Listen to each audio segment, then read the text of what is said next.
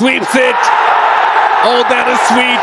Wings deployed into the stand. Oh my God, এ কি করলেন সাকিব আল হাসান? ক্যাপ্টেন্সি হারানোর রাগ ঝাড়লেন খুলনার বিপক্ষে। খুলনার বোলিংদের শায়েস্তা করলেন এবারের বিপিএল এর সবার চেয়ে কম বলে 50 করে। প্রিয় সম্মানিত ভিউয়ার্স, এ সকল বিষয় বিস্তারিত জানতে ভিডিওটি না টেনে সম্পূর্ণ দেখতে থাকুন। আর আপনি যদি আমাদের চ্যানেলে নতুন হয়ে থাকেন তাহলে আমাদের চ্যানেলটিকে সাবস্ক্রাইব করে পাশেই থাকুন।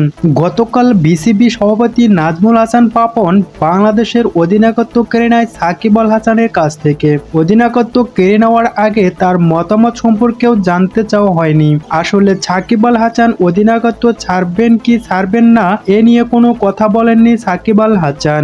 গত বিশ্বকাপের সময় সাকিব বলেছিলেন যে বিশ্বকাপের পর একদিনও অধিনায়কত্ব করবেন না। বিসিবি সভাপতি নাজমুল হাসান পাপনের বোঝা উচিত ছিল যে সেই সময়ের পরিস্থিতি একটু ঘোলাটে ছিল। বাধ্য হয়ে সাকিবকে সেই সিদ্ধান্ত নিতে হয়। শুধুমাত্র বিসিবি সভাপতি সাকিবের কাছে জানতে চেয়েছিল তার চোখের সমস্যা ঠিক আছে কিনা। সাকিবের চোখের সমস্যা ঠিক না থাকার কারণে বাংলাদেশের 3 ফরম্যাটে অধিনায়ক হিসাবে ঘোষণা করেন নাজমুল হাসান শান্তকে।